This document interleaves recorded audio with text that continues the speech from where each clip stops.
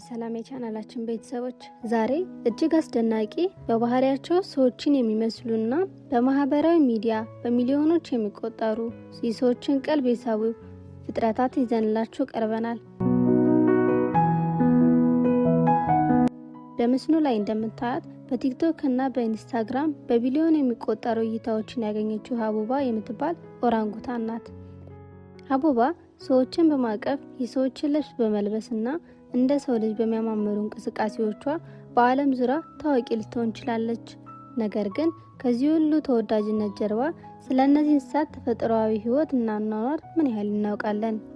ዛሬ ስለ ኦራንጉታን አስደናቂ ህይወት፣ ስለ አእምሯቸው ብልህነትና በጫካ ውስጥ ስላላቸው ሚስጥር ህይወትን በዝርዝር እንመለከታለን።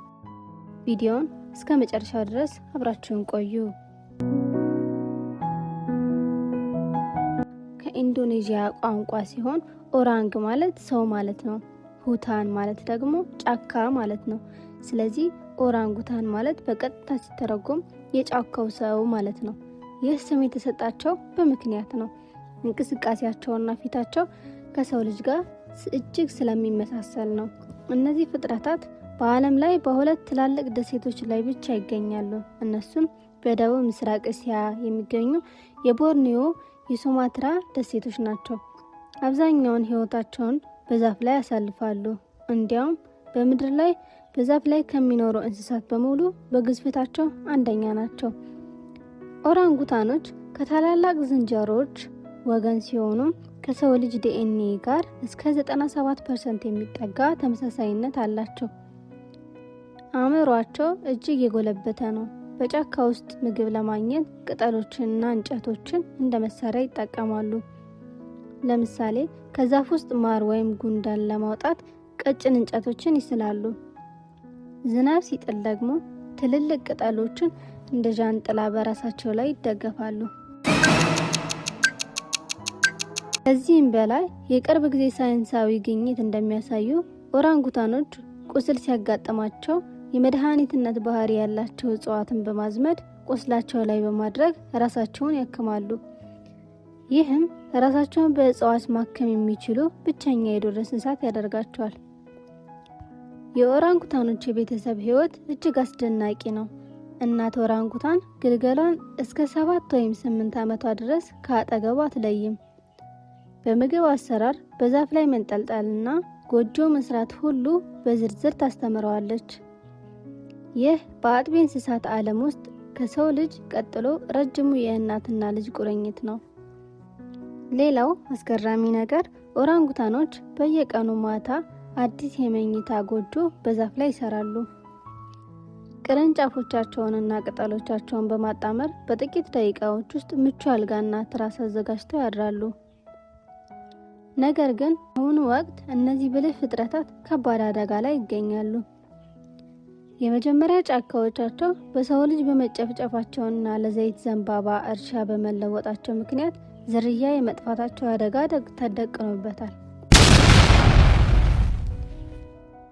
ብዙ ጊዜ ሰዎች ኦራንጉታኖችን ከጎሬላ ወይም ከቺምፓንዚ ጋር ያምታታሉ። ነገር ግን ኦራንጉታኖች እጅግ ልዩ የሚያደርጓቸው በርካታ ባህሪያት አሏቸው።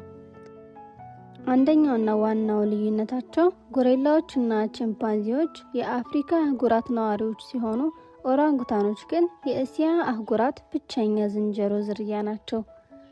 በሁለተኛ ደረጃ ቺምፓንዚና ጎሬላ በቡድን መኖር እና በምድር ላይ መመሳሰል ሲወዱ፣ ኦራንጉታኖች ግን አብዛኛውን ዘመናቸውን በዛፍ ላይ ብቻቸውን ማሳለፍ ይመርጣሉ።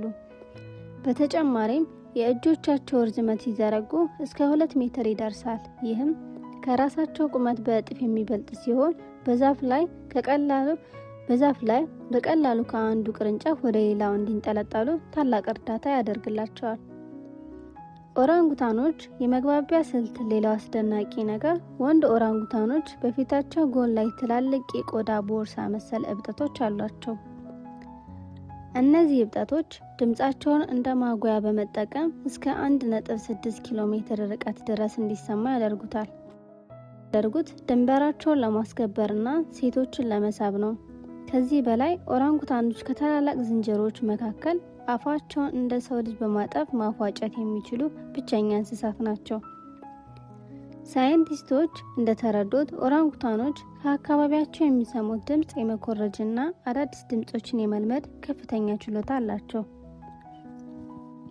ኦራንጉታኖች ለደቡብ ምስራቅ እስያ የዝናብ ደኖች ህልውና እጅግ አስፈላጊ ናቸው።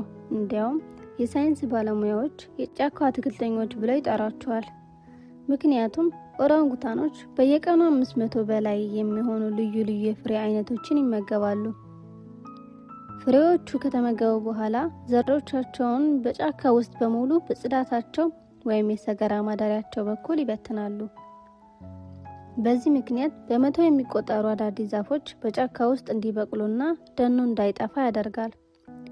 ኦራንጉታኖች ከጫካው ቢጠፉ አጠቃላይ የቦርኒዮ እና የሱማትራ የተፈጥሮ ስነ ምህዳር አብሮ ይወድቃል። ወደ መጀመሪያዋ ታዋቂ ፍጥረት ሀቡባ ስንመለስ፣ ሀቡባ በቪዲዮዎቿ ሰዎች ፈገግታ ብታስጨብጥ በስተጀርባ ግን ትልቅ የዱር እንስሳት ጥበቃ ክርክር አስነስቷል። የእንስሳት ተመራማሪዎች እንደሚናገሩት ኦራንጉታኖች ልብስ ማልበስ፣ በቤት ውስጥ ማሳደግና የሰው ልጅ አኗኗር እንዲላመዱ ማድረግ የተፈጥሮ ባህሪያቸውን ያጠፋል። እነዚህን እንስሳት በጫካ ውስጥ ነፃ ሆነው ካላደጉ ወደ ተፈጥሮ መኖሪያቸው ተመልሰው በራሳቸው መኖር አይችሉም። ስለዚህ ሀቡባን በሶሻል ሚዲያ ስናያት ከደስታችን ጎን ለጎን የእነዚህን ድንቅ ፍጥረታት ተፈጥሯዊ መኖሪያ የመጠበቅ ኃላፊነት እንዳለብን ማሰብ አለብን። ውድ የቻናላችን ቤተሰቦች፣ ስለ ኦራንጉታኖች አእምሯዊ ብልህነትና አኗኗር ምን ተሰማችሁ? ሀቡባን በቲክቶክ ተከታትላችሁ ያታውቃላችሁ? አስተያየቶቹን ኮሜንት ላይ ጻፉልኝ። ቪዲዮን ከወደዳችሁት ላይክ ማድረጋችሁንና ለወዳጆቻችሁ ሼር ማድረጋችሁን አትርሱ። ለተጨማሪ አዳዲስ ቪዲዮዎች ሰብስክራይብ በማድረግ የደወል ምልክቷን ይጫኑ። ስለተከታተላችሁኝ አመሰግናለሁ። በቀጣይ በሌላ ቪዲዮ እስክንገናኝ መልካም ጊዜ